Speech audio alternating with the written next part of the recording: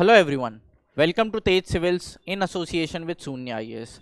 तो आज हम डिस्कस करने वाले हैं आरएस 2024 एग्जामिनेशन के बारे में। इसकी डेट्स अनाउंस हो चुकी है जो कि है 2 फेब 2025। नाउ आज जो हम डिस्कस करेंगे हम करेंगे आरएस 2023 एग्जाम के previous year questions, specifically from reasoning and mental ability. जो आपके मानसिक योग्यता के क्वेश्चंस हैं, हम वही सारे क्वेश्चंस आज डिस्कस करने वाले हैं जो कि 2023 के पेपर में पूछे जा चुके हैं। So let's start with the questions.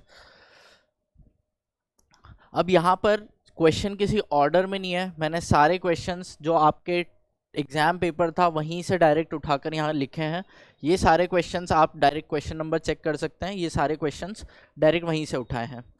Now एक क्वेश्चन आया था कि नेक्स्ट टर्म बताना था, ये कुछ आपको सीक्वेंस ऑफ टर्म्स दिया हुआ है एंड हमें बताना है कि नेक्स्ट टर्म क्या होगा। सो अब यहाँ पर देखिए किया कैसे जाता है। आप हर सीक्वेंस में हर जो टर्म दिया हुआ है ये या ये चार अलग अलग टर्म्स आपको दी हुई है, सब में कुछ पैटर्न हमको देखने को मिलेगा। जैसे इसका पहले इस पे फोकस किया जाए तो आपके पास ए है, नेक्स्ट में सी है, नेक्स्ट में ई है एंड देन इसके बाद यहाँ पर जी है। अब यहाँ पर चेक करें तो एक एक का गैप है, यहाँ पर भी एक का गैप है। ये क्या है? ए पहला नंबर होता है, सी तीसरा नंबर होता है। तो बीच में एक मिसिंग है, यहाँ बीच में एक मिसिंग है। ऐसे ही यहाँ पर बीच में ई के बाद एफ आना था लेकिन वो मिसिंग है। सो देखा जाए अगर ऐसे नंबर वाइज देखना है तो ये +2 हो जाएगा कि ये 1 था, ये 3 था, ये 5 था, ये 7 था। सो अगर आप गैप वाइज देख रहे हैं तो बीच में देखिए एक मिसिंग है। अगर आप नंबर वाइज देख रहे हैं तो आप यहाँ देखिए कि हर उसमें हम 2 जोड़ देंगे तो हमें सारे नंबर्स मिल जाएंगे। सो इसी पैटर्न के हिसाब से अगर आप जाएंगे यहाँ पर तो जी के बाद एच मिस होगा and then I will get I here. So इस पैटर्न से जाए तो आपको आई मिलना चाहिए पहली जगह पर, मतलब ये दोनों ऑप्शंस तो गलत हो गए। नेक्स्ट इस पे फोकस करते हैं, यहाँ पर बी है, बी के बाद एफ आ गया, एफ के बाद यू हैव जे, जे के बाद आ गया एन। अब यहाँ नंबर से देखते हैं, चलो बी जो है वो दूसरा है, एफ जो है वो चौथा है, जे है 10th और एन है 14th। ये क्या लिख रहा हूँ? चौथा, 10वां, 14th and all. Alphabetic order में जब हम टेबल में नंबर्स लिखते हैं तो बी दूसरी पोजीशन पे आता है, एफ छठी पोजीशन पे आता है, जे 10वीं पोजीशन पे आता है, एन 14th पोजीशन पे आता है। सो यहाँ इन अ वे क्या हो रहा है, इन सारे नंबर्स में 4-4 ऐड कर रहा हूँ। अगर आपको गैप से देखना है तो बीच में हम 3 चीज़ मिस कर रहे हैं कि सी, डी और ई यहाँ छोड़ दिया, यहाँ पे जी, एच और आई छोड़ के जे लिख दिया। सो बस वैसे ही अगर हम यहाँ पर करें सो इस हिसाब से यहाँ पर जो भी नंबर आना चाहिए वो 18वीं पोजीशन होनी चाहिए। अगर हम +4 कर रहे हैं, 14 + 4, सो इस हिसाब से यहाँ पर 18वीं पोजीशन जो कि है आर की, यहाँ पर आर आना चाहिए। सो आर, इन दोनों में आर दिया हुआ है। इनफैक्ट हमको ये चेक ही नहीं करना था, यहीं से समझ आ रहा था कि यहाँ पर आर आना चाहिए। नेक्स्ट ये नंबर्स देखते हैं, 3/2, 9/2, 15/2। सो 3/2, 9/2, 15/2, 21/2। अब यहाँ पर क्या आएगा ये देखना है। 3 से 9, अगर मैं 3 से 9 जा रहा हूँ तो 6 ऊपर न्यूमरेटर की बात करें तो 3 से 9 गया, 3 से 9 में 6 जोड़ दिया, 9 से 15 में फिर से 6 जोड़ दिया, 15 से 21 में फिर से 6 जोड़ दिया। तो मैं यहाँ फिर से 6 जोड़ देता हूँ तो यहाँ आना चाहिए 27/2, 27/2 आना चाहिए। यहाँ पे 27/2 इसमें सही आंसर हो गया, थर्ड वाला। तो this is the correct answer. C pattern वाले क्वेश्चन में क्या करना होता है, जो भी नंबर्स दिए हैं उसमें एक पैटर्न डिकोड कीजिए, पैटर्न डिकोड करके देखिए कि अगला टर्म क्या आएगा। बस यही करना है आपको सारे पैटर्न वाले क्वेश्चंस में। नेक्स्ट क्वेश्चन देखते हैं। अब यहाँ पर कोड से रिलेटेड क्वेश्चन है कि कुछ कोड लैंग्वेज है, कोड लैंग्वेज में जो ये है अबैंडनमेंट,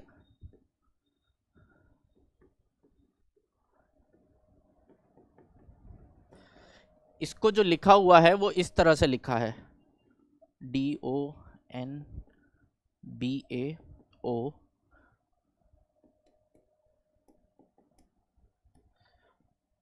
अब थोड़ा सा आप अगर यहाँ पे सोचेंगे, दिमाग लगाएंगे तो क्या हो रहा है, ये ओ जो है ये उसी पोजीशन में है और इसके इधर और इधर मिक्स्ड कोडिंग करी है। मिक्स्ड मतलब यहाँ पर इंटरचेंज कर दिया गया है। क्या इंटरचेंज करा है? ये जो डी था ये डी यहाँ आ गया, यहाँ पर ऐसे लिखा हुआ है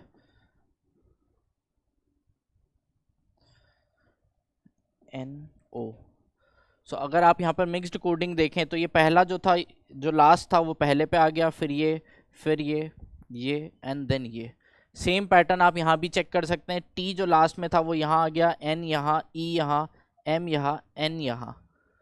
सो सेम पैटर्न जब आप चेक करेंगे, इस्टेब्लिश्ड में भी सेम पैटर्न है, तो हमें सेम पैटर्न जो है जर्मिनेशन में भी लगाना होगा। अब जर्मिनेशन कैसे लिखा जाएगा?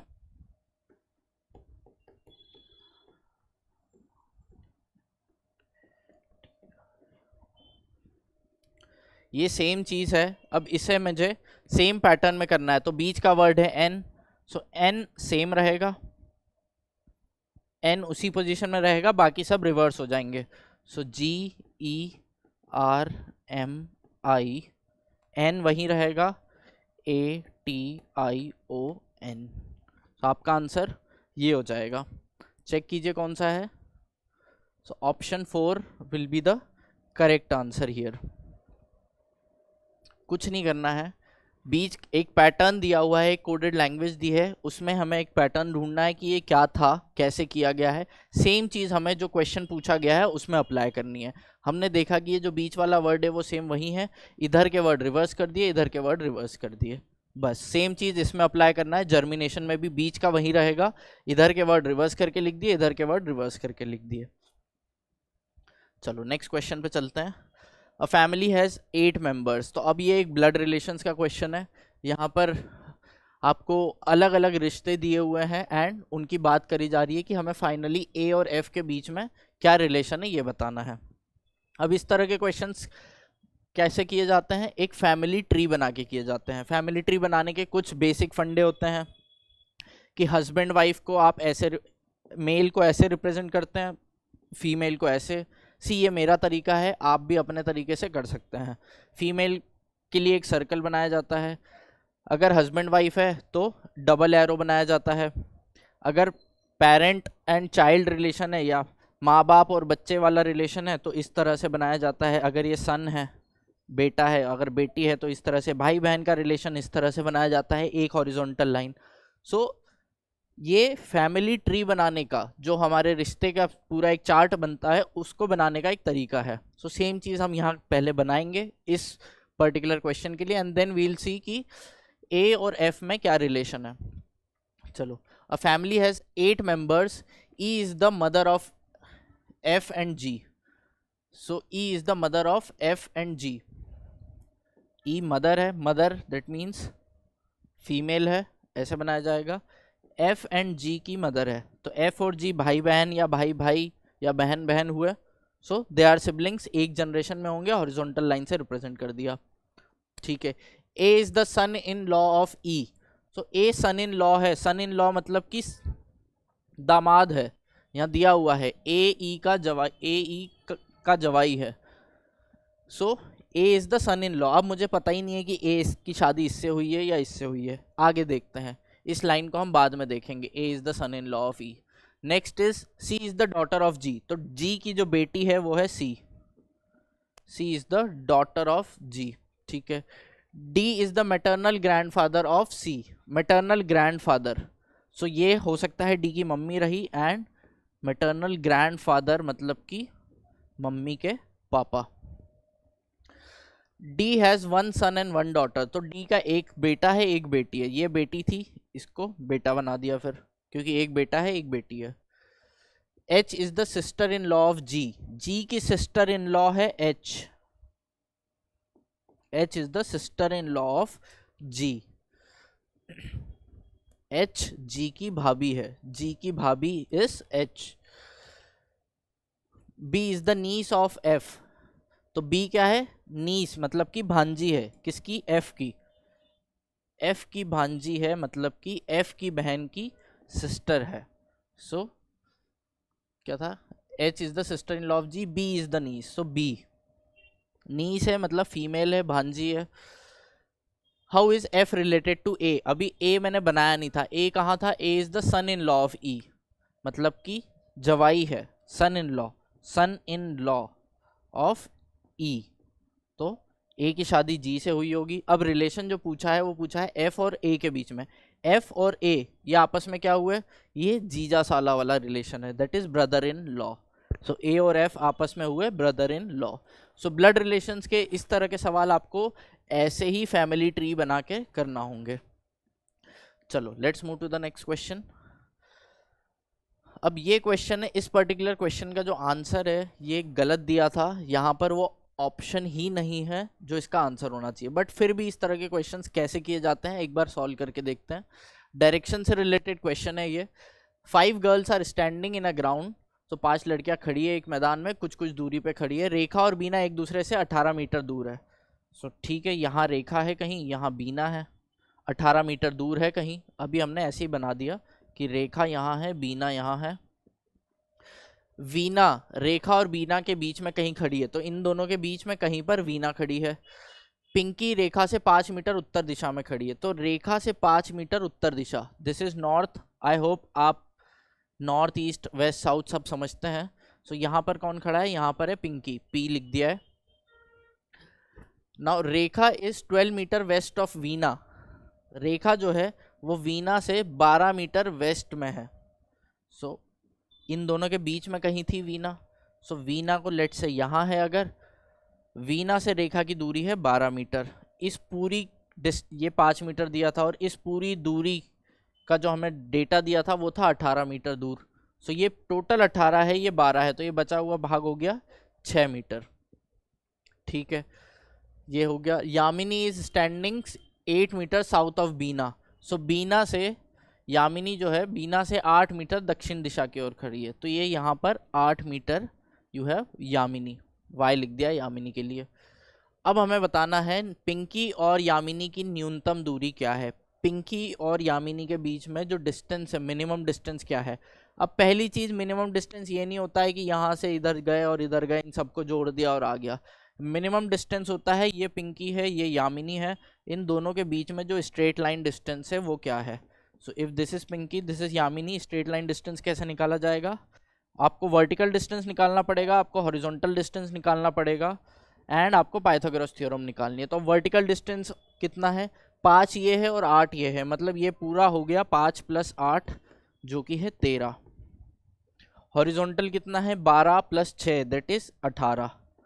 सो अगर ये 13 है ये 18 है, तो ये डिस्टेंस कितना हो गया, ये डिस्टेंस आपका हो जाएगा, अगर इस डिस्टेंस को मैं d बोल दूं, सो d² = 13² + 18²।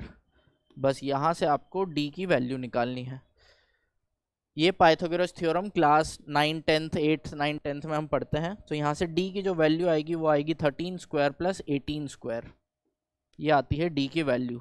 इसका कोई भी ऑप्शन में नहीं दिया गया था, इसलिए ये क्वेश्चन RAS ने हटा दिया। चलिए, सो ये क्वेश्चन का आंसर नहीं था, इस क्वेश्चन के शायद बोनस मार्क्स दिए गए थे या ये क्वेश्चन हटा लिया गया था। अब करते हैं next question.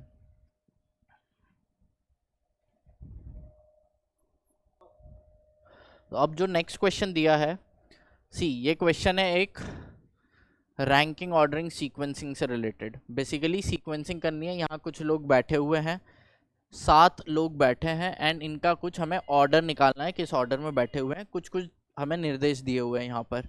So T and there are 7 people and T and U have 1 person sitting in between them. So T और U के बीच में कोई एक इंसान है, ठीक है, इसको हम देखते हैं अभी। V is immediate right to P, सो ये P है, P के इमीडिएट राइट में है, V is to the immediate right to P, सो P के इमीडिएट राइट में है V। Q is immediate left of U, तो U कहीं होगा यहाँ पर, 1 2 3 4 5 6 7, मान लो ये 7 लोग बैठे हैं, P और V यहाँ कहीं है, अभी मैं अलग से बना रहा हूँ, यहाँ कहीं बैठे हुए हैं। Q is immediate left of U, so U के लेफ्ट में Q आएगा कहीं पर, इमीडिएट लेफ्ट में।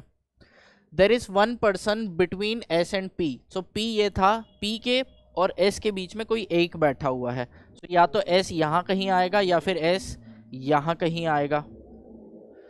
P और S के बीच में कोई एक इंसान बैठा है, तो या तो S यहाँ हो सकता है या S यहाँ हो सकता है। S is not the neighbour of V, मतलब S यहाँ नहीं है। अगर S यहाँ नहीं है तो S यहीं होगा, बिकॉज लिखा है कि S जो है V का पड़ोसी नहीं है। S V का पड़ोसी नहीं है तो S यहाँ नहीं होगा, S को यहीं होना पड़ेगा। V और U के बीच में दो व्यक्ति है। अब V और U के बीच में दो व्यक्ति है, अगर इस साइड देखें तो 1 और 2, U को यहाँ होना चाहिए था, बट ये यहाँ पर S बैठा हुआ है, मतलब U कहाँ होगा, 1 2, ये दो व्यक्ति इन दोनों के बीच में होंगे और U यहाँ कहीं बैठा होगा। और हमें पता है U के पास में है Q, तो ऐसा कुछ ऑर्डर होना चाहिए। अगली लाइन लिखी है R और P, R P के एकदम बाई ओर है, मतलब कि लेफ्ट में, P के लेफ्ट में है R, P के लेफ्ट में है R। सो ये कुछ ऑर्डर हमें पता लग रहा है कि जो होना चाहिए। अब एक प्लेस बची है, हमें क्या पता है T एंड U है 1% इन बिटवीन देम, तो यहाँ होगा T। सो फाइनल ऑर्डर जो इस क्वेश्चन का हमें मिलता है that is V T Q U। This is the final order. आपसे पूछा गया है who is sitting exactly in the middle, exactly in the middle is V। इसके इधर भी 3 है, इसके इधर भी 3 है, बीच में कौन बैठा हुआ है, मध्य में बैठा है V। सो आंसर है फोर्थ, दैट इज V। ये क्वेश्चंस बहुत इजी होते हैं, यूजुअली बच्चे एग्जाम्स में छोड़ के जाते हैं ये सारे क्वेश्चंस, बट एक बार आप सीख गए शॉर्ट सही मार्क सही होगा ये, एंड मार्क्स भी दिलाएगा। चलो नेक्स्ट करते हैं। Images of consonants of the capital English alphabet are observed in a mirror. What is the number of images of these which look like their original shapes? So क्या हो रहा है, mirror में हम उनकी इमेज देख रहे हैं। जब इमेज देखते हैं तो कौन से ऐसे कॉन्सोनेंट्स हैं, number of images of these consonants. I hope सबको पता है कि कॉन्सोनेंट्स और वॉवेल्स में क्या डिफरेंस है। वॉवेल्स कौन कौन से हैं, वॉवेल्स हैं A E I O U, these are vowels and remaining I have consonants। so बाकी सारे कॉन्सोनेंट्स है। अब इसमें आपको मिरर इमेज जब लेते हैं, मिरर इमेज नॉर्मली लेट से अगर मैं एक ही मिरर इमेज ले रहा हूँ, एक कॉन्सोनेंट नहीं है, बस मैं एग्जांपल के लिए बता रहा हूँ, अगर एक ही मिरर इमेज ले रहा हूँ तो मिरर इमेज कैसे ली जाती है, जो चीज़ ऊपर है वो ऊपर ही रहेगी, जो चीज़ नीचे है वो नीचे ही रहेगी, लेकिन जो चीज़ पास में है वो पास में रहेगी। मतलब अगर ये पॉइंट 1 2 और 3 है तो पॉइंट 1 यहाँ आएगा, पॉइंट 3 यहाँ आएगा, पॉइंट 2 यहाँ जाएगा। सो ये ऐसे उल्टी हो जाएगी, दिखेगा सेम ही लेकिन वो रिवर्स हो चुका है। अगर मैं बी की बनाता इमेज, सो बी की इमेज कैसी बनती, बी की इमेज कुछ ऐसे बनती। सो बी एक कॉन्सोनेंट है लेकिन उसकी इमेज उसके जैसी नहीं है। बी की इमेज अगर आप बनाएंगे तो बी की इमेज रिवर्स हो चुकी होगी। सो हमें वो सारे कॉन्सोनेंट्स देखने हैं जिनकी इमेज सेम हो। सो या तो आप खुद से सोच सोच के बना सकते हैं, या फिर जैसे आप देखिए ए की इमेज सेम रहेगी, बी की उल्टी हो गई सी, अगर सी होगा तो सी की इमेज ऐसी हो जाएगी, डी होगा तो डी की इमेज ऐसी हो जाएगी। आपको हर वर्ड की बना के नहीं देखनी, आप डायरेक्टली सोच सकते हैं कि जो सिमेट्रिक होगा उसकी इमेज सेम रहेगी। सिमेट्रिक मतलब कि किसी एक लाइन के इधर और इधर सेम होगा, उसकी इमेज सेम रहेगी। सो ई अलग है, एफ अलग है, जी एच की इमेज सेम होगी। सो एच की अगर मैं इमेज देखूंगा तो एच की इमेज एच के जैसे ही दिखेगी। जब आप मिरर में एच बनाएंगे, मिरर में एच की इमेज देखेंगे तो एच की इमेज जो है वो एग्जैक्टली सेम दिखेगी। जी एच आई की इमेज भी सेम दिखेगी, जैसा इधर दिख रहा है वैसे इधर दिखेगा। जे के एल एम की इमेज भी सेम दिखेगी, एम ऐसा ही दिखेगा मिरर में। एन ओ की भी सेम दिखेगी, बट ओ वॉवेल है।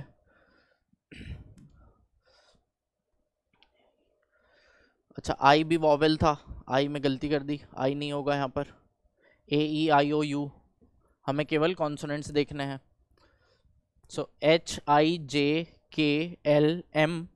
एन की उल्टी दिखेगी, है ना, एन में आप गलती नहीं करोगे, एन की इमेज कुछ ऐसे दिखेगी। OPQ, क्यू की इमेज में भी कई बार गलती कर देते हैं, क्यू की इमेज सेम नहीं दिखती है, क्यू की इमेज भी उल्टी दिखती है।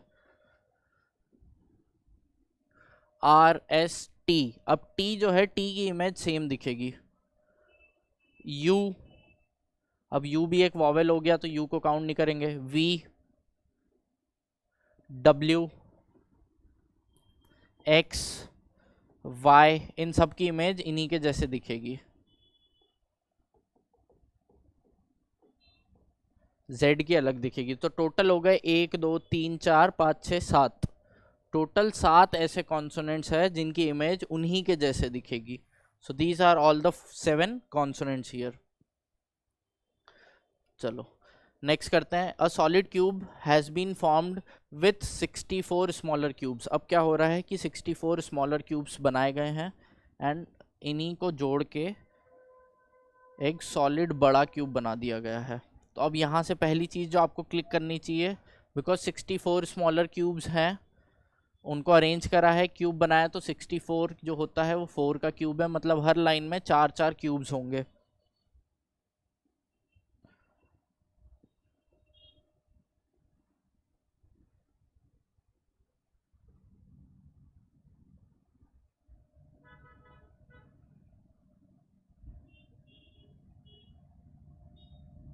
सो ऐसी कुछ इमेज होगी कि हर लाइन में 4 क्यूब्स हैं एंड टोटल ये मैंने 64 क्यूब्स बना दिए हैं। कुछ क्यूब्स जो दिख नहीं रहे हैं समझना इसके अंदर है।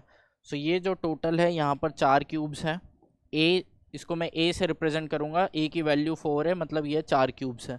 अब मुझे निकालना है how many smaller cubes are not visible in any condition, मतलब कि ऐसे कितने क्यूब्स हैं जो दिख नहीं रहे हैं। दिख नहीं रहे मतलब इन सभी के अंदर है। अब जब मुझे ये निकालना है कि इन सभी के अंदर कितने क्यूब्स हैं, मतलब इस लेयर के नीचे होगा, इस लेयर के इधर होगा, और जो आगे वाली लेयर है उसके पीछे होगा। सो ये जो 4 क्यूब्स हैं इनके नीचे अंदर अंदर क्यूब्स होंगे, ये जो 4 क्यूब्स हैं इनके पीछे अंदर की तरफ क्यूब्स होंगे, या ये जो 4 क्यूब्स हैं इनके इधर की तरफ क्यूब्स होंगे, अंदर की तरफ। अब वो ऐसे कितने क्यूब्स हैं इसको मैं कैसे डायरेक्टली निकालूं? सी, अगर मुझे उन क्यूब्स तक पहुंचना है तो मुझे ये सारी लेयर्स निकाल देनी चाहिए। मैं डायरेक्टली फार्मूला से 1 मिनट में भी बता सकता हूँ, बट थोड़ा सा समझते कि निकाला कैसे जाता है। ये ऊपर की लेयर अगर मैं हटा दूं, नीचे की लेयर हटा दूं, और साइड्स की दोनों लेयर्स हटा दूं, ये लेयर पूरी हटा दूं, मैं जो ब्लैक से मैं मार्क कर रहा हूँ ये दोनों लेयर्स हटा दूं, ये ऊपर और नीचे की लेयर्स हटा दूं, और आगे और पीछे की लेयर्स हटा दूं, तो मैं वहां तक पहुंच सकता हूं। मतलब हर लेयर की जो डायमेंशन है वो मैं 2 से कम कर दे रहा हूँ।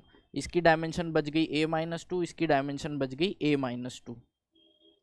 तो अब जब मैं अंदर का क्यूब बनाऊंगा वो एक छोटा सा क्यूब रह जाएगा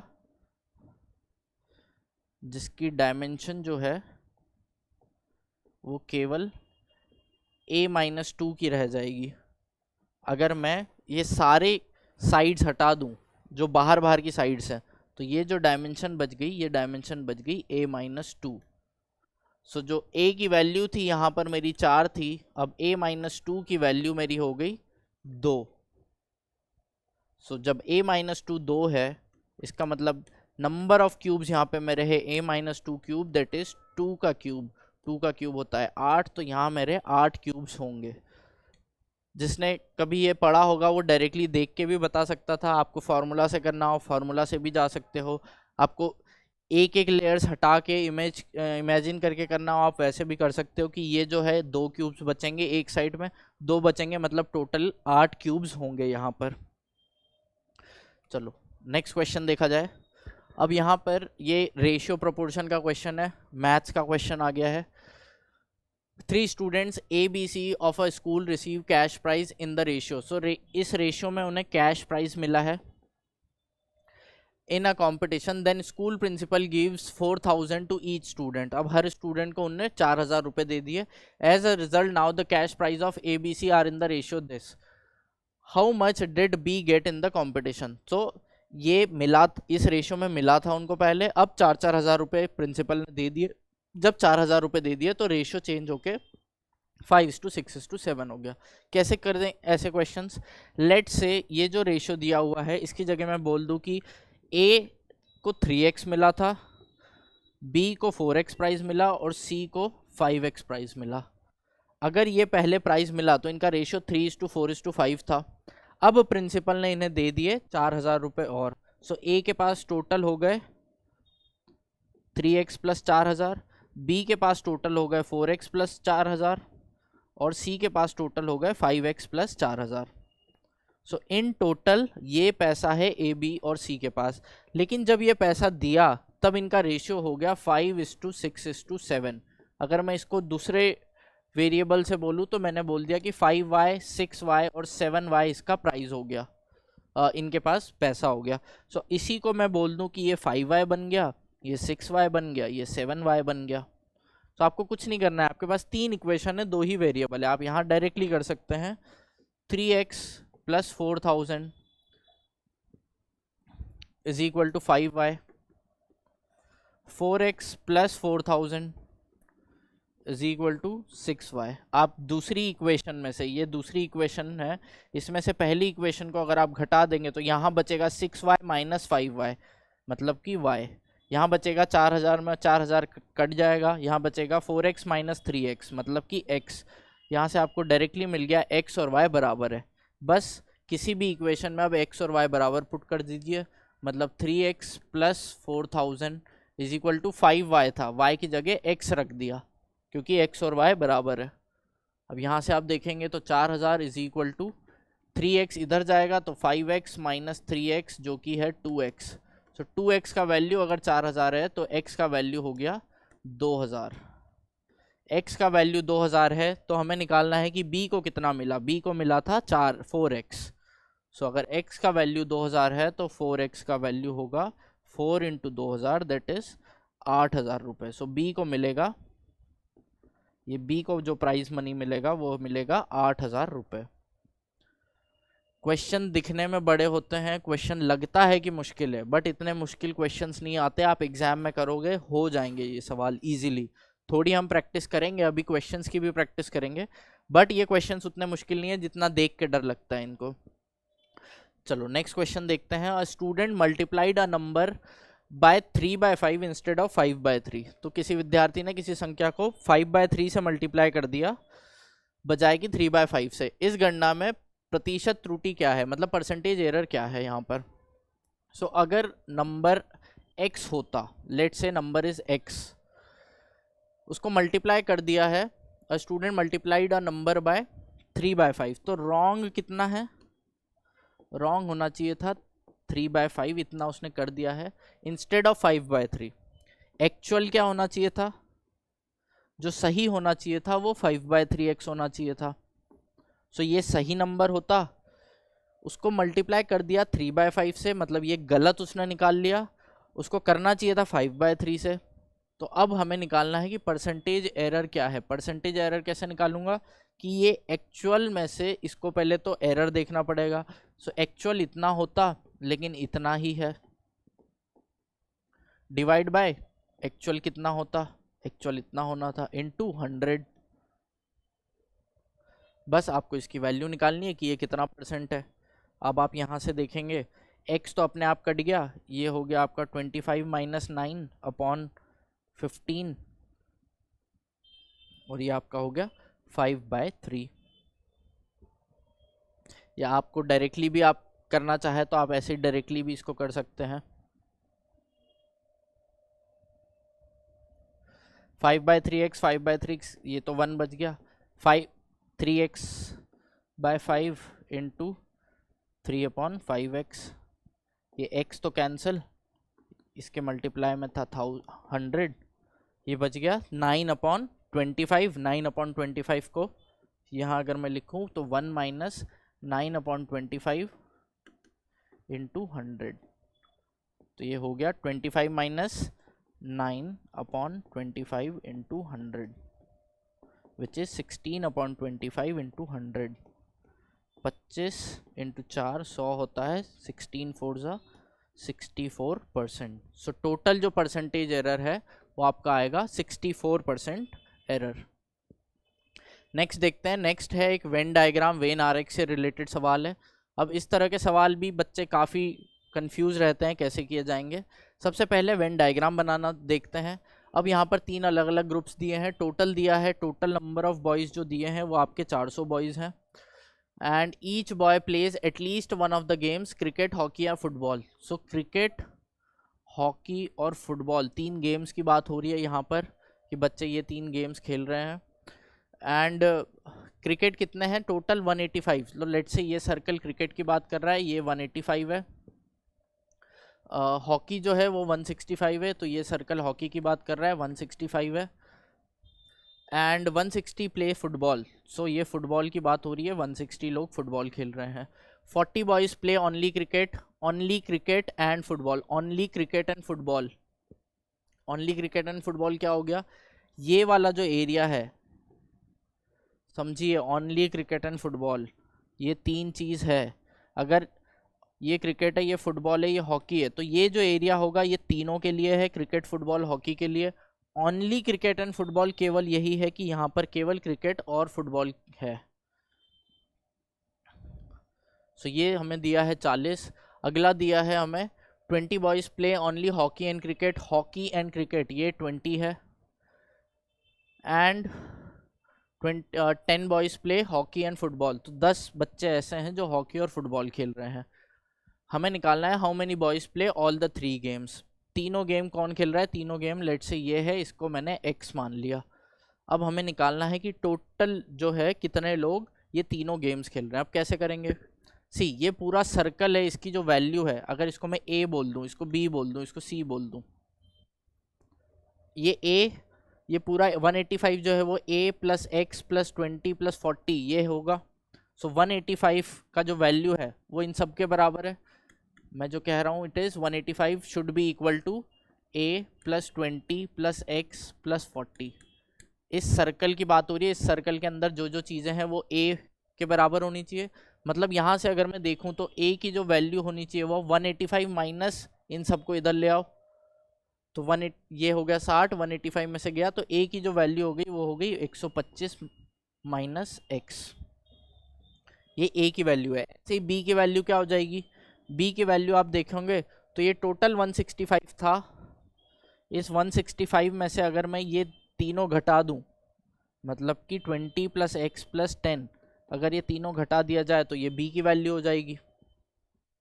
तो यहाँ से b की वैल्यू क्या आएगी, 165 माइनस 30, तो 135 माइनस एक्स, ये b की वैल्यू हो गई।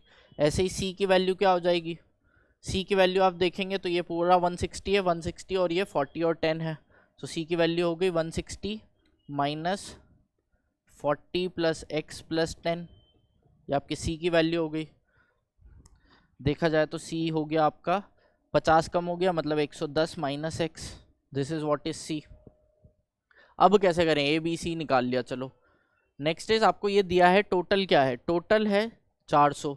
सो 400 का मतलब है इन सबको अगर मैं जोड़ूंगा तो 400 आना चाहिए। इन सबको कैसे जोड़ूं, ये सर्कल मुझे पता है 185 है, सो 185 प्लस इसको इसको और इसको जोड़ दें तो b की वैल्यू अभी हमने देखी थी 135 minus x plus 10 plus c की वैल्यू है 110 minus x, this should be equal to 400, इतना हमको दिया हुआ है।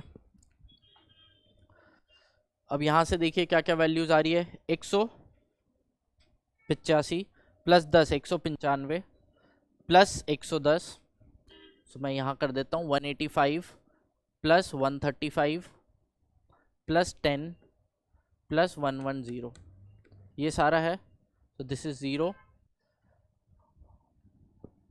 ये कितना हो गया 1 carry 4 1 carry 440, so total is 440 minus 2x is equal to 400, 400 इधर आएगा, 2x उधर जाएगा, यहाँ बचेगा 40 इज इक्वल टू 2x, या x का जो वैल्यू है वो है 20। तो आपको x ही निकालना था, x थे वो सारे बॉयज़ जो कि तीनों गेम्स खेलते हैं, तो यहाँ से हमारा जो वैल्यू आ रहा है x का वो आया है 20। ये जो है ये वो रीजन है जो तीनों बॉयज़ खेल रहे हैं, तीनों गेम्स खेल रहे हैं वो बच्चे हैं, एंड इसी x का जो हमारा वैल्यू आया है वो आया है 20। चलिए नेक्स्ट क्वेश्चन देखते हैं। नेक्स्ट क्वेश्चन मेंसुरेशन से रिलेटेड है। नाउ यहाँ पर if S represents the area of a circle inscribed in a area of a square inscribed in a circle, तो क्या हो रहा है कि एक स्क्वायर है, एक सर्कल है उसके अंदर स्क्वायर है, इसका जो एरिया है वो है S, and T represents area of an equilateral triangle inscribed in the same circle. तो इसी सर्कल में, ऑल्दो मैं अलग बना रहा हूँ, बट इसी सर्कल में अगर हम इक्विलेटरल ट्राइंगल बना दे तो इसका जो एरिया है वो टी है। तो हमें इस एस और टी के बीच में रिलेशन निकालना है। सो अगर सेम सर्कल है तो रेडियस दोनों का मैंने आर ही बोल दिया है कि ये तो सेम ही है। अब हमें ट्राइंगल और स्क्वायर का एरिया निकालना है इनकी टर्म्स में। तो आप कैसे निकालेंगे एरिया? अगर ये आर है, एरिया ऑफ स्क्वायर क्या होता है? एरिया ऑफ स्क्वायर होता है, अगर स्क्वायर की साइड ए है अगर, सो एरिया ऑफ स्क्वायर होता है ए स्क्वायर। तो अभी मुझे ए का वैल्यू निकालना है आर की टर्म्स में। अब यहाँ से मैं क्या कह सकता हूँ, ये ए है, ये ए है, तो ये जो पूरा होता है, ये जो डायगोनल होगी यहाँ पर, इस डायगोनल का वैल्यू होता है √2a। और यहाँ से देख के लग रहा है ये √2a जो है वो आर का डबल है, मतलब ये डायमीटर के बराबर हो जाएगा। इसका जो डायगोनल होगा स्क्वायर का वो इस सर्कल का डायमीटर हो गया। स्क्वायर का डायगोनल इतना है, सर्कल का डायमीटर इतना है। सी, ये डायगोनल स्क्वायर का है लेकिन डायमीटर ये सर्कल का है। यहाँ से मुझे पता लग गया कि जो ए की वैल्यू है वो है √2r के बराबर। मतलब जो एरिया ऑफ इस स्क्वायर है उसकी वैल्यू हो गई, यहाँ पर √2r रखेंगे तो ये 2r स्क्वायर हो गया। सो एस की जो वैल्यू है वो है 2r स्क्वायर। ऐसे ही हम ट्राइंगल की बात करेंगे। ट्राइंगल का जो एरिया होता है वो होता है √3/4a स्क्वायर। लेकिन यहाँ पर a क्या है? a जो होता है वो इसकी साइड होता है, ट्राइंगल की साइड। अब इसमें और इसमें रिलेशन निकालना है। तो अब मुझे ये पता है कि अगर ये r है, सो ये टोटल जो होता है ये होता है 3r/2। मुझे ये पता है कि ये जो टोटल लेंथ हो गई ये हो गई 3r/2। तो अब इसको मैं कैसे कर लूँगा?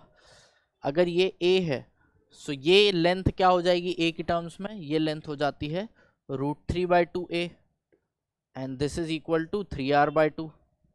यहाँ से मुझे a और r के बीच में रिलेशन मिल गया ट्राइंगल के केस में। a की जो वैल्यू हो गई वो हो गई √3r। यहाँ रखूँगा अगर मैं, सो हो गया √3/4 इंटू 3r स्क्वायर, मतलब कि 3√3/4r स्क्वायर। अब t का वैल्यू ये है, s का वैल्यू ये है। यहाँ से दोनों के बीच में रिलेशन निकालना है। सो s का जो वैल्यू था वो था 2r स्क्वायर, मतलब r स्क्वायर की वैल्यू है s/2। इस r स्क्वायर को यहाँ अगर मैं रख दूंगा, यहाँ लिख रहा हूँ अलग से, अगर r स्क्वायर को वहाँ रख दिया तो t जो था वो था 3√3/4 r स्क्वायर है s/2, मतलब कि s/2। यहाँ से मेरा आ गया 8t is equal to 3√3s। यही आपका सही आंसर है t और s के बीच का रिलेशन। सी, ये टॉपिक ही ऐसा है, आपको थोड़े बहुत फॉर्मूलेस पता होने चाहिए कि एरिया ऑफ ट्राइंगल क्या होता है, एरिया ऑफ स्क्वायर क्या होता है। एंड अगर आपको फार्मूला पता है आप बस डायरेक्टली यहाँ अप्लाई कर सकते हैं एंड सीधा आंसर आएगा। चलिए, डोंट वरी, ये सब हम हमारी क्लास में पढ़ेंगे, so you don't need to worry about this. ये सारा कुछ हम ट्राइंगल, स्क्वायर, सबके एरियाज जो है हम सारा कुछ देखेंगे। अभी के लिए नेक्स्ट क्वेश्चन देखते हैं। नाउ नेक्स्ट क्वेश्चन कह रहा है कि विच ऑफ द निम्न सारणी में 4 बल्लेबाजों द्वारा एक टेस्ट मैच के दौरान पारियों में बनाए गए रनों को दर्शाया गया है। इस टेस्ट मैच में सबसे तेज रन बनाने वाला कौन है? सो इस टेस्ट मैच में सबसे तेज रन किसने बनाए हैं? अब सबसे तेज रन बनाना है मतलब मुझे ये देखना है कि कितने रन बने हैं अपॉन कितनी बॉल्स खेली है। सो अभी मैं क्या करूँगा, अभी मैं सबके रन जोड़ूंगा एंड सबकी बॉल्स देखूंगा कि किसने कितने रन बनाए हैं कितनी बॉल में। पी की बात करते हैं तो पी ने बनाए हैं 79 + 56, ये हो गया 135 रन बनाए हैं। बॉल कितनी खेली है? 154 और 91, मतलब 245 बॉल खेली है। ये था पी का। क्यू की बात करें तो क्यू ने बनाए हैं 55 और 55 रन। बॉल्स खेली है 12 और 85, मतलब 97 बॉल्स खेली है। दोनों को जोड़ रहा हूँ मैं बस। आर की बात करी जाए, सो आर ने बनाए हैं 14 और 61, 75 रन। बॉल्स खेली है 76 + 99, मतलब 175 बॉल खेली है। एस की बात करी जाए, सो 37 + 13, 50 रन बनाए हैं एंड 50 और 55, 105 बॉल खेली है। सो अब मैं यहाँ से मुझे ये बताना है कि इनमें से सबसे तेज गति से किसने बनाए हैं। मतलब कि पहले मुझे ये देखना है कि सबसे तेज़ी से रन किसने बनाया। अब यहाँ से थोड़ा सा अगर दिमाग लगाया जाए तो आप ये देखिए, ये जो है ये 0.5 से कम होगा, आधे से कम है, क्योंकि अगर 50/100 होता तो वो आधा हो जाता, 0.5 हो जाता। तो 50/105 है, मतलब ये 0.5 से कम होगा। ये भी 0.5 से कम होगा, क्योंकि 75, चलो इसको थोड़ा सा अगर मैं डायरेक्टली नहीं दिख रहा है, इसको मैं सिंप्लीफाई करूं तो यहाँ पर हम 25 से काट के इसको 3/7 लिख सकते हैं। तो अगर ये 3/7 है, 3.5/7 होता तब ये एग्जैक्टली आधा होता। तो 3/7 जो है ये आधे से थोड़ा सा कम होगा, तो ये भी आधे से कम है। इसको देखो, ये है 55/97, अगर ये 55/100 होता तब ये 0.55 मतलब आधे से थोड़ा सा ज़्यादा होता। अभी ये और ज़्यादा है, ये 0.55 से भी ज़्यादा है, मतलब डेफिनेटली आर और एस तो नहीं है, क्योंकि ये तो आधे से कम है, ये आधे से ज़्यादा है। ऊपर का देखिए, ऊपर का है 135/245, तो ये हो गया 49, 5 से भाग दे दिया है, अगर आप 5 से भाग दे देंगे ये हो गया 27, 27/49। इसको थोड़ा और लिखूं तो मैं, ये हो सकता है 54 अपॉन, अच्छे से लिखते हैं, 54/98। अब P है 54/98, Q है 55/97। अब यहाँ से आप देख के बताइए कौन सा बड़ा है, 54/98 या 55/97। आपको डायरेक्टली दिख रहा होगा कि 55/97 न्यूमरेटर बड़ा है, डिनोमिनेटर छोटा है, मतलब ये नंबर ज़्यादा बड़ा होगा कंपेयर टू दिस नंबर। सो सबसे तेज गति से किसने रन बनाए हैं, क्यू ने। यहाँ पर आपका आंसर हो जाएगा क्यू। सी एग्जाम में आपको इन सब की एग्जैक्ट वैल्यू नहीं निकालनी है, आपको इनको बस एक दूसरे से कंपेयर करना है कि कौन सा बड़ा है कौन सा छोटा है। एक दूसरे से कंपेयर करके आप डायरेक्टली बता सकते हैं कि किसने सबसे तेज़ी से रन बनाए हैं यहाँ पर। चलिए let's see the next question. अब ये जो क्वेश्चन है ये CI और SI, प्रिंसिपल इंटरेस्ट और कंपाउंड इंटरेस्ट, सिंपल इंटरेस्ट और कंपाउंड इंटरेस्ट का क्वेश्चन है। इसमें कह रहे हैं कि 2/3 of the principal amount deposited in the bank at compound interest rate of 10%, मतलब कि अगर टोटल P था तो उसमें से जो 2/3 है ये आपने डिपॉजिट करा है 10% कंपाउंड इंटरेस्ट पे, and rest of the principal is deposited in the post office at the simple interest rate of 15%। तो जो बचा हुआ था P/3 ये आपने 15% इंटरेस्ट रेट से पोस्ट ऑफिस में डिपॉजिट करा है। If the difference between compound interest and simple interest for the 2 years be 480, so इन दोनों के बीच का जो डिफरेंस है, डिफरेंस इज कंपाउंड इंटरेस्ट और सिंपल इंटरेस्ट के बीच में जो भी डिफरेंस था ये 480 है फॉर 2 years, 2 साल के लिए। देन प्रिंसिपल अमाउंट कितना था, तो ये जो आपका प्रिंसिपल है इनिशियली ये कितना था, if difference between this compound interest and simple interest is 480। सो अब हमें निकालना है इन दोनों के बीच में डिफरेंस कितना है इनिशियली। सो डायरेक्टली देखते हैं कंपाउंड इंटरेस्ट कितना हो जाएगा। जो भी प्रिंसिपल था, रेट है आपका 10%, 10% interest rate for 2 years, so compound interest इतना हो गया। सिंपल इंटरेस्ट, सिंपल इंटरेस्ट क्या हो जाएगा, डायरेक्टली आप फॉर्मूला देखेंगे तो P into R into T upon 100। सो P यहाँ पर आपका P/3 है, रेट ऑफ इंटरेस्ट है आपका 15%, टाइम है आपका 2 साल अपॉन 100। सो ये आपका सिंपल इंटरेस्ट हो गया। बस इन दोनों का आप जब डिफरेंस लेंगे तो आपको निकालना है, आपको बस इन दोनों का डिफरेंस लेके 480 के बराबर करना है। थोड़ा सा सिंप्लीफाई कर दिया जाए तो कंपाउंड इंटरेस्ट क्या हो गया, 2P/3 अगर कॉमन रखूँ मैं, ये हो गया 1.21 माइनस 1, मतलब कि 0.21, ये जो ब्रैकेट में लिखा है 0.21, सो दिस इज 0.21। सिंपल इंटरेस्ट का देखें तो P/3 यहाँ बाहर है, अच्छा इसमें भी हम P/3 ही बाहर रख देते हैं। सो ये हो गया 0.21 इंटू 0.2 मतलब 0.42 हो गया। इसमें P/3 है, ये हो गया 30 upon 10 0.3। So this is the compound interest, this is the simple interest. इन दोनों का जब डिफरेंस लेंगे तो हो गया p/3 into 0.42 minus p/3 into 0.3 is equal to 480। p/3 common, p/3 अगर कॉमन ले लिया मैंने तो अंदर बच जाएगा 0.42 minus 0.3 is equal to 480।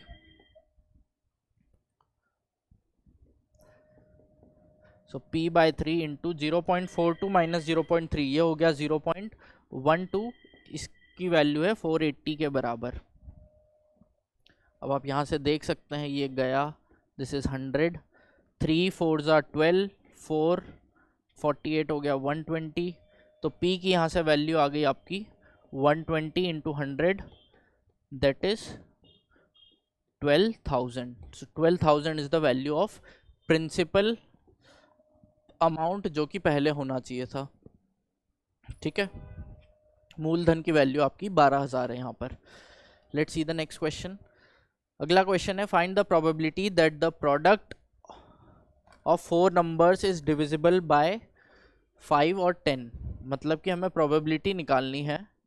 Probability पहले होता क्या है, प्रोबेबिलिटी होता है फेवरेबल अपॉन टोटल आउटकम्स।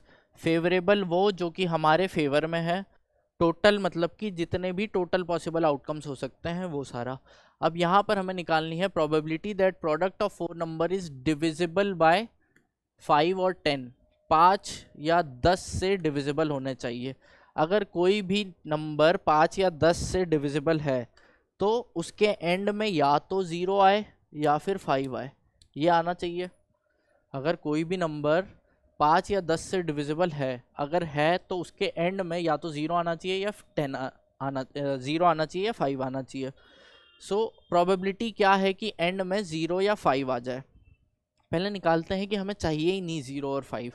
सो अगर कोई नंबर है उसके एंड में कितने तरह से कोई भी नंबर आ सकता है। So if we have any number, कितने तरह से कोई भी नंबर आ सकता है। Total 10 digits are possible which can come in the end. Total 10 digits आ सकती है, यहाँ पर कोई भी 10 डिजिट हो सकती है। अब कोई भी 10 डिजिट मतलब टोटल मेरे आउटकम्स 10 हो गए। 5 और 10 अगर नहीं चाहिए, अगर 5 और 10 नहीं चाहिए मतलब कि 10 में से 5 या 0 नहीं आना चाहिए, मतलब बची हुई 8 डिजिट्स आ सकती है। 8 डिजिट्स क्या हो गई, 8 डिजिट्स मतलब 1 2 3 4 या 6 7 8 9, इन्हीं 8 में से कोई सी डिजिट्स आ जाए तो मेरा 0 और 5 नहीं आना चाहिए यहाँ पर। मतलब अगर मैं प्रोबेबिलिटी देखूं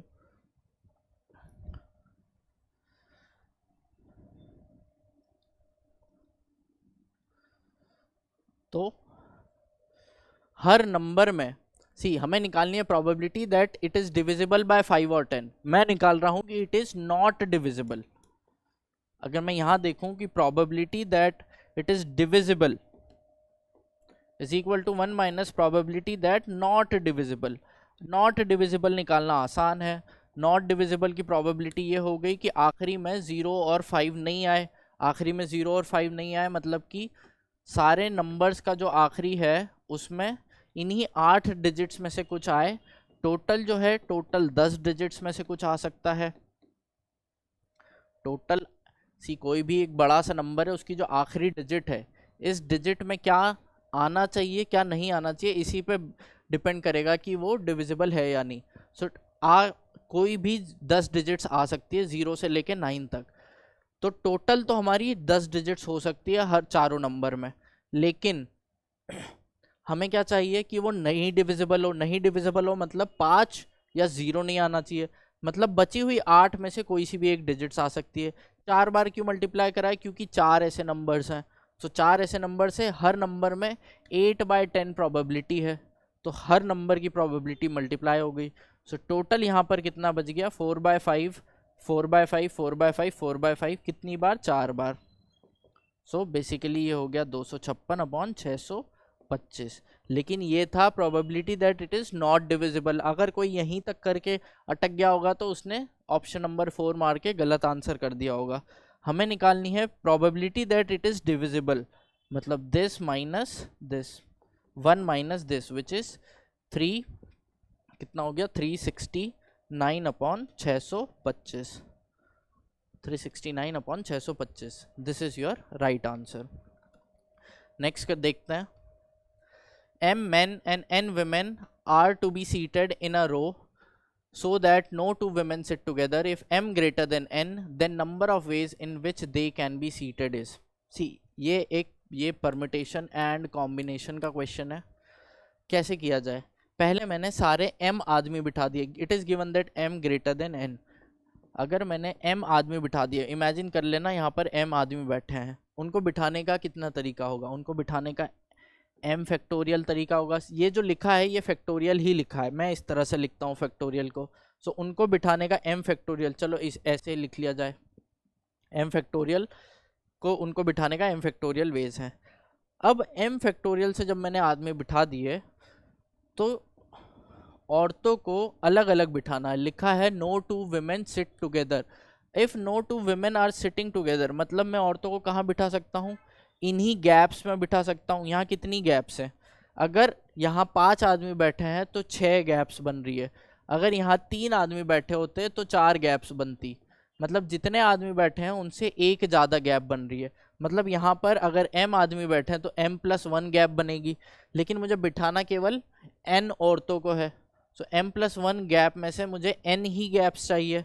सो m+1 गैप में से मुझे चाहिए केवल n गैप्स। सो m+1 में से कोई सी भी n गैप में सिलेक्ट करूँगा, वहाँ में मुझे n औरतों को बिठाना है। n औरतों को बिठाने का n फैक्टोरियल तरीका है। सो इतने तरीके से हम बिठा सकते हैं। अब ये और ये कैसे करेंगे सॉल्व, ये क्या लिखा हुआ है m फैक्टोरियल, इसका फॉर्मूला होता है NCR। मतलब कि अगर NCR लिखा हुआ है, अलग से फॉर्मूला बता देता हूँ, अगर ऐसा कुछ लिखा है तो ये होता है n factorial upon n minus r factorial r factorial.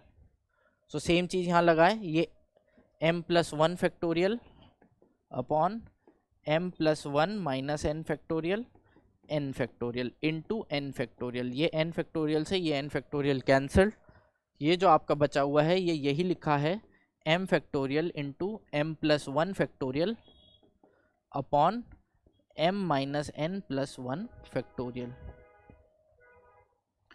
So this is what it is, m factorial into m+1 factorial upon m minus n+1 factorial. So ये आपका हो गया इस क्वेश्चन का solution. Now let's see the next question. Next question देखते हैं।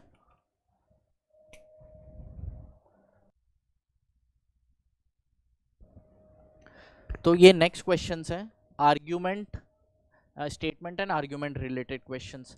Now इस तरह के क्वेश्चंस यूजुअली हर साल आते हैं। यहाँ पर बेसिक स्टेटमेंट और आर्ग्यूमेंट्स पढ़ के ही हमें आंसर करना होता है।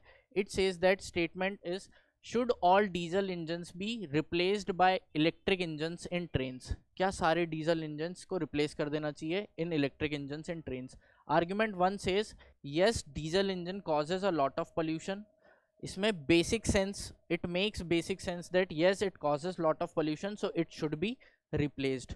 No, India does not produce enough electricity to fulfill the needs, to fulfill even the domestic needs.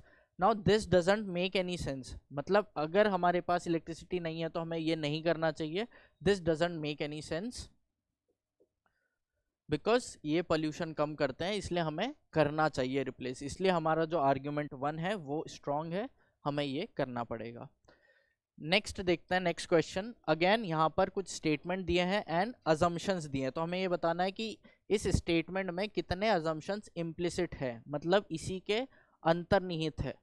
अब यहाँ पर देखते हैं, statement says if it does not rain through out this month most of the farmers would be in trouble this days. मतलब अगर इस महीने बारिश नहीं हुई तो इस साल फार्मर्स जो है would be in trouble this year. It says timely rain is essential, timely rain is essential for farming. खेती के लिए समय पर वर्षा आवश्यक है। नाउ सी, सही बात है, यहाँ से देख के हमें दिख रहा है कि अगर टाइमली रेन नहीं हुई तो फार्मर्स को दिक्कत होगी। Most of the farmers are generally dependent on rains. यहाँ से देख के ये भी लग रहा है कि यस बहुत सारे फार्मर्स रेन पर डिपेंडेंट है, तभी तो अगर बारिश नहीं हुई तो दिक्कत हो जाएगी। सो दोनों असम्पशंस इसमें इम्प्लिसिट है। नेक्स्ट क्वेश्चन देखते हैं। नाउ यहाँ पर एक स्टेटमेंट दिया है एंड एक कोर्स ऑफ एक्शन दिया है। यहाँ पर statement says the meteorological department has issued a notification forecasting less rainfall during next year's monsoon. तो अगले साल के मॉनसून में नेक्स्ट रेनफॉल कम होगी, तो अब क्या कोर्स ऑफ एक्शन, मतलब कि क्या कार्रवाई होना चाहिए. Government should make arguments to provide. अब यहाँ पर एक गलती कर दी थी, यहाँ पर अरेंजमेंट होना था, इसलिए ये क्वेश्चन ड्रॉप कर दिया गया है शायद. यहाँ पर आर्ग्यूमेंट नहीं, अरेंजमेंट होना था. अरेंजमेंट मतलब कि उसको उपलब्ध कराने के लिए प्रबंध करना पड़ेगा पानी को. गवर्नमेंट शुड मेक अरेंजमेंट, तो ये सही होता अगर यहाँ अरेंजमेंट लिखा होता. Farmers should be advise to be ready for eventuality, ये भी सही होता कि किसानों को तैयार रहने के लिए बोला होता. तो अगर यहाँ पर अरेंजमेंट लिखा होता तो इसका भी आंसर बोथ फॉलोज हो जाता, बट चूंकि यहाँ एक गलती हो गई थी इसलिए इस क्वेश्चन को ड्रॉप करना पड़ा. नेक्स्ट क्वेश्चन देखते हैं. ये एक स्टेटमेंट और कंक्लूजन बेस्ड क्वेश्चन है. Statement says after joining municipal commissioner told to the people of city A my first and the foremost task is to beautify this city like Indore. तो commissioner ने बोला है कि उनका फर्स्ट फॉरमोस्ट टास्क है to beautify this city like Indore. Conclusion बोल रहे हैं people of city A are not aware about the present conditions. बिल्कुल गलत है, ऐसा कोई कंक्लूजन है ही नहीं, इससे ये कंक्लूड हम कर ही नहीं सकते. Second says commissioner has worked in Indore and has good experience of beautifying cities. ये भी ज़रूरी नहीं है, ये कहाँ लिखा है that it has worked in Indore. हो सकता है इंदौर में काम ही ना किया हो, बस वो बोल रहा है कि हमारी सिटी को इंदौर के जैसा बनाना है. So again this is wrong. Answer should be neither one nor two. So ये सारे हमने क्वेश्चंस डिस्कस करे हैं 2024 PYQs के. अब एक लास्ट चीज़ जो रहती है कि इसी के लिए हम कोर्सेज लेकर आ रहे हैं. RAS 2024 का कोर्स है जो कि 1 अक्टूबर 2024 से स्टार्ट होगा. तेज सिविल्स के प्लेटफॉर्म पे ये होने वाला है एंड मैं तेज सिविल्स के प्लेटफॉर्म पर ये कोर्स लेकर आ रहा हूँ. हम ट्राई करेंगे कि ये जो 20 क्वेश्चंस इसी सेक्शन से आ रहे हैं वो हम ट्राई करेंगे कि 20 दिन में इन्हीं सारे टॉपिक्स को हम अच्छे से पढ़ लें, ताकि कम से कम ये जो 20 सवाल हैं ये हमारे सही हो जाए RAS एग्जामिनेशन में. So this is all from my side today. सारा कुछ हम ये देखेंगे कि किस तरह के क्या फॉर्मूलेज लग सकते हैं, क्या अच्छे से ट्रिक्स हो सकती हैं, एंड जो भी सारे कंसेप्ट हैं वो सारा कुछ हम पढ़ेंगे. For now this is all from my side. Thank you everyone. Thank you so much.